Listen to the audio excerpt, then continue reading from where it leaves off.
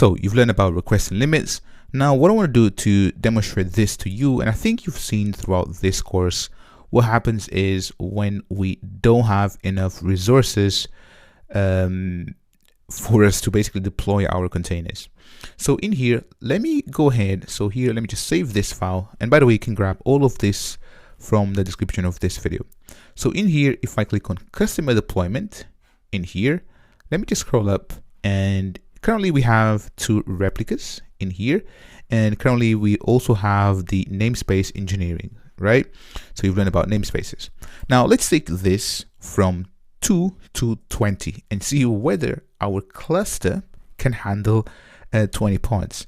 So here I'm going to press Command S, and let me go back to my terminal. And in here, I'm going to apply the deployment. So deployment, so kubectl apply -f, and make sure that you are inside of the engineering namespace. So here, cube ns, and then engineering. And there we go, right? So if I basically apply, so apply customer deployment, so you can see that it's been configured. Now let's have a look at the pods. So kubectl get pods. So have a look. So we have a couple of them running. So we have a bunch of running in here, and then so these are actually old ones. So running. So they've been running for a while now. But then we have running, pending. We also have pending in here. We have a couple pendings. So let me just clear the screen and then run kubectl get pods once more. And it seems that this one's still pending. This one's still pending. So we have a couple pendings. So let's investigate what is happening with these pods. So here I'm going to take, for example, let's just take this pod in here, Command C.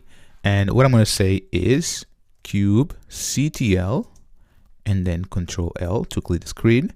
I'm going to say describe and then pod and the name of the pod, and you can say -n for engineering, but I'm already inside of engineering, so it's fine.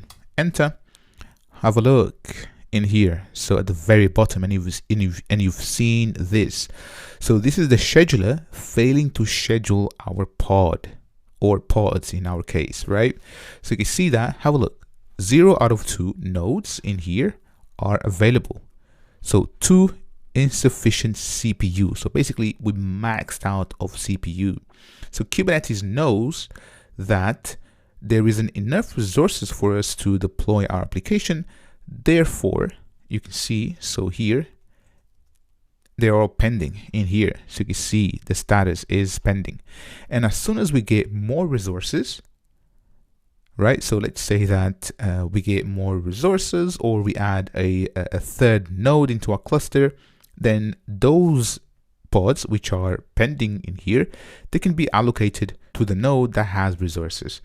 Now for us, what we've done, so here, so remember before, so kubectl get and then nodes.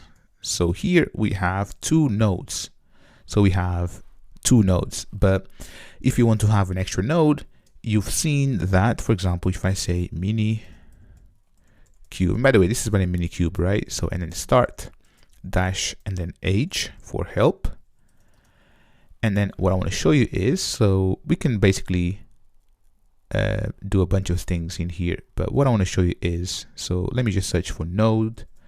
So node or nodes, and have a look. We can say -n and then the number of nodes in here. We can also define the amount of memory that is allocated to our cluster as well. So basically, for the purpose of this course, this is more than enough. I just wanted to show you how things work. And also, I don't have much resources available to give to our cluster. But if you do have enough capacity, then go crazy, and you can give it like 3 nodes and then see all of those 20 ports being allocated, because there will be enough resources. And also, if you want, for example, RAM, you can also do it. So there should be a configuration in here. Have a look. So -- memory. So amount of RAM to allocate to Kubernetes. And remember, before we've learned about the units. So here, so B for bytes, kilobytes, megabytes, or gigabytes in here. So there you have it. If you have any questions on resource allocation, so limits, so on and so forth, give me a shout. But basically, for every container in here, make sure that you have the limit. So the limit and the requests, right? Because we don't want containers to starve other containers. This is all for now. Catch me on the next one.